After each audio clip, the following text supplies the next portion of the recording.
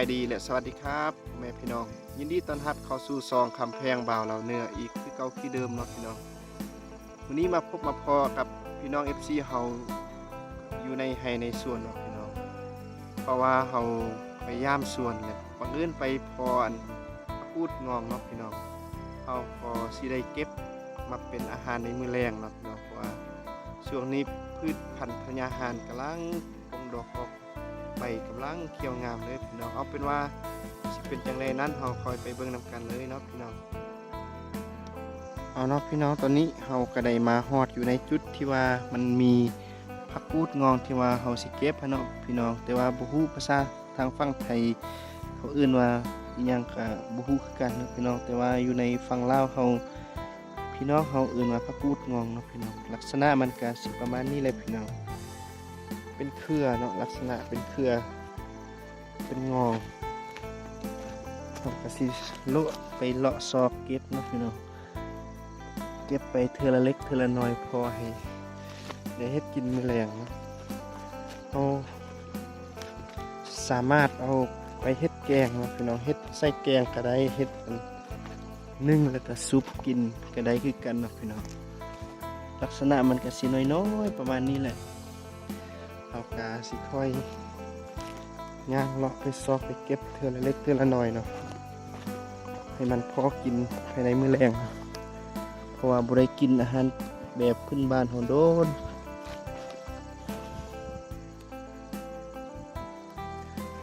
ทางนี้ก็บักหลายได้พี่น้อง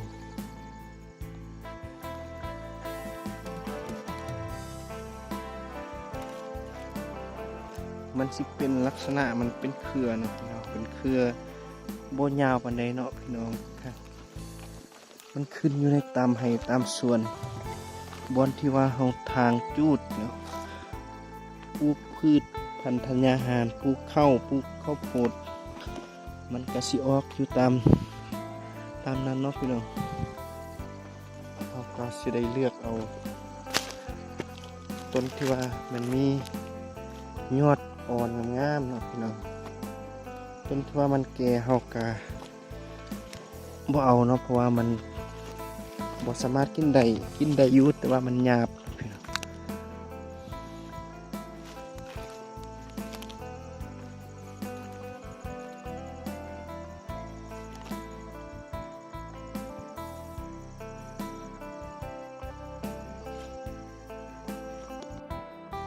ตอนนี้เนาะเฮาก็ได้ย่างเก็บได้พอประมาณนึงแล้วเนาะพี่น้อง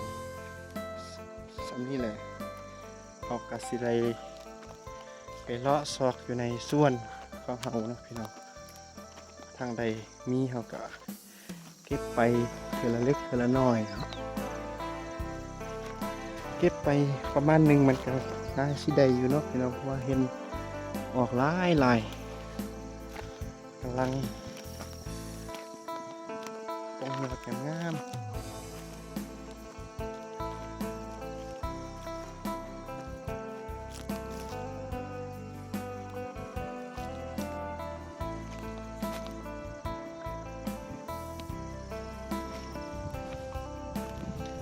ลักษณะการเก็บเนาะพี่น้องเฮาก็สิได้จับเบิ่งบอนที่ว่ามันยังอ่อนเนาะเฮาก็สิเด็ดเอาแต่ยอดที่อ่อน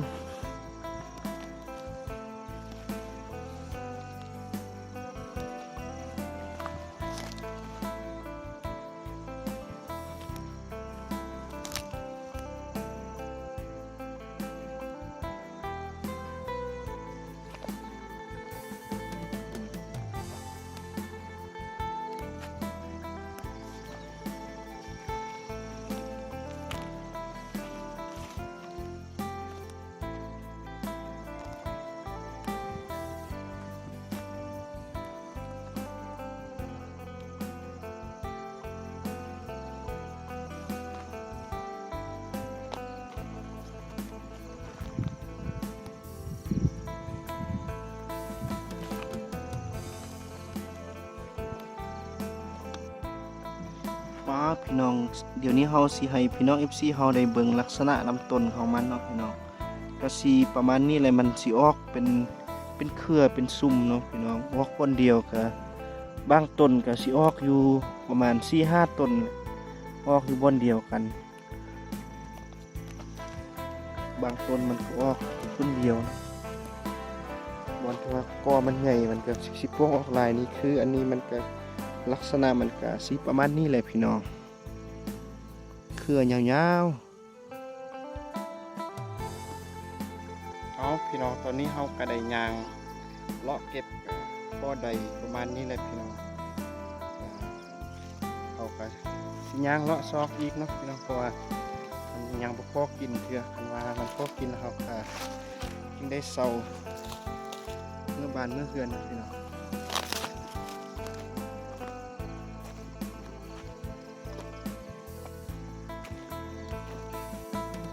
ก็คือที่เฮาเคยเว้านำกันไปหลายคลิปเนาะพี่น้องเพราะว่าอยู่บ้านนอกบ้านนาของเฮาการหาอยู่หากินส่วนหลายก็ได้อิงใส่ธรรมชาตินะพี่น้องพืชผักชนิดใดที่ว่ามันสามารถกินได้เฮาก็บ่จำเป็นต้องได้ซื้ออยู่ในตลาดเนาะพี่น้องคือคนอยู่ในเมืองเราสามารถซอกอยู่หากินอยู่ในธรรมชาติมีผักกินผักมีหน่อเฮาก็กินหน่อเนาะฮอดยามใดเฮาก็ซอกอยู่หากินตามฤดูกาลเนาะพี่น้องบ่จำเป็นต้องได้ออกไปซื้ออยู่ในตลาดอยู่ในเมืองเนาะเพราะว่าเฮาอยู่ในเขตชนบทเนาะพี่น้องการใช้ชีวิตก็สิประมาณนี้แหละอยู่ไร่อยู่สวนเอาพี่น้องตอนนี้เฮาก็ได้ยางเลาะเก็บอยู่ในสวนเนาะก็ต้นเติบเนาะพี่น้องแต่ว่าเฮาก็กำลังสิได้ซอกต่อไปแล้วพี่น้องเพราะว่าเขาสิย่างขึ้นถึงบนฮอดอยู่ในเที่ยงไห้เนาะเฮาก็สิได้เมื่อเก็บไปเทื่อละเล็กเทื่อละน้อยเอาเนาะว่ามันยังมีหลายอยู่พี่น้องนี่มันออกอยู่ตามนี้ขึ้นบักหลายๆพี่น้องถ้าหากว่า FC คนใดเนาะเคยกินเนาะเคยเก็บกินจากซีแกอย่าลืมเนาะคอมเมนต์อยู่ในซองของเฮาเด้อพี่น้องว่าซองของเฮาก็เป็น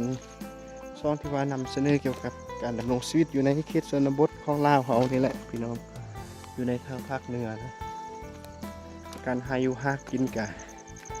ยิ่งใส่ธรรมชาติถ้าบ่มีธรรมชาติเฮากะต้องได้จำเป็นออกไปซื้ออยู่ในตลาดนะแต่ว่าตอนใดที่ว่ายังมีธรรมชาติที่อุดมสมบูรณ์เฮากะใช้ชีวิตแบบนี้ไปแล้วพี่น้อง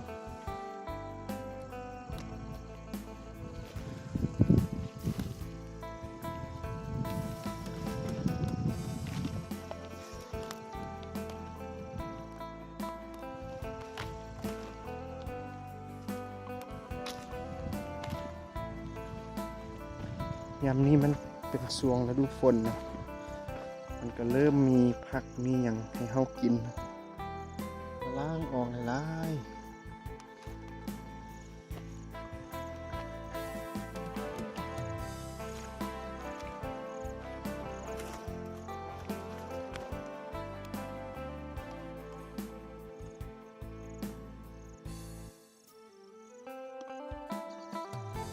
เอาเนาะพี่น้องหลังจากที่ว่าเฮาได้เก็บผักเนาะได้พออยู่พอกินแล้วเฮาก็สิได้พาพี่น้อง FC เฮาไปย่างเลาะเบิงส่วนข้าวโพดของเฮาเนาะพี่น้องว่ามันใหญ่ขึ้นซำใดแล้วเนาะพี่น้องเพราะว่าเฮาปลูกมันก็ได้10ปลายมือเกือบสิได้20มื้อแล้วเนาะพี่น้องแต่ว่าสลีของเฮาก็กำลังขึ้นเทื่อละเล็กเทื่อละน้อยเนาะพี่น้องเอาเป็นว่าสิเป็นจังใดนั้นเฮาไปเบิ่งนำกันเลยเนาะพี่น้องไปอยู่ในส่วนของเฮาอยู่สลีข้าวโพดของเฮาก็สิประมาณนี้แหละพี่น้องมันยังบ่ทันใหญ่เทื่อเนาะเพราะเขาปลูกมันก็ยังบ่ฮอดเดือนเทื่อถ้าว่ามันได้ฮอดอายุมันฮอดเดือนมันก็สิเริ่มใหญ่ขึ้นกว่านี้เนาะพี่น้องเพราะว่าอายุมันยังน้อยเนาะมันก็สิประมาณนี้แหละพี่น้องให้พี่น้องเฮาเที่ยวเบิ่งน้ำกันเนาะส่วนนี้ก็กว้างเติบได้พี่น้องน่าจะฮอดเฮกตาร์ปลายเนาะก็ถือว่ากว้างพอสมควรสำหรับเฮาเนาะเพราะว่าเฮาก็ แรงงานที่เฮาเฮ็ดก็น้อยเนาะมีแต่สองผัวเมียเฮาก็เฮ็ดสุดความสามารถก็ได้สำนี้เนาะพี่น้อง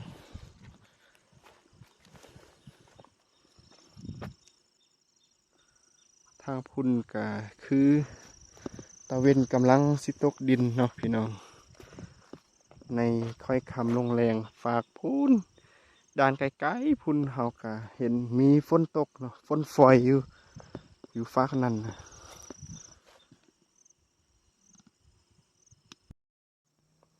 เอาเนาะพี่น้องหลังจากที่ว่าเฮาได้เก็บผักกูดงองเนาะแล้วไปเยี่ยมยามเบิ่งสวนของเฮาแล้วก็เฮาก็สิได้อำลาพาจากพี่น้อง FC เฮาเมื่อบ้านเมื่อเฮือนเนาะพี่น้องเพราะว่าทางพี่เนาะพูนสังเกตเบิ่งตะเวนมันก็กำลังสิตกดินเลยเนาะเฮาก็สิได้ขอลาพี่น้อง FC เฮาเท่านี้เนาะพี่น้องพบกันใหม่อยู่ในคลิปหน้าเนาะและสิ่งสำคัญเขาฝากซองอีกคือเก่าคือเดิมเนาะบ่ว่าจะเป็นคนลาวคนไทยคนลาวที่อยู่สหรัฐอเมริกาหรืออยู่ไสก็แล้วแต่ที่ว่าเห็นคลิปนี้ก็อย่าลืมกดไลค์กดแชร์กดติดตามให้กันเด้อพี่น้องพบกันใหม่อยู่ในคลิปหน้าเนาะสำหรับคลิปนี้ขอกล่าวคำว่าสบายดี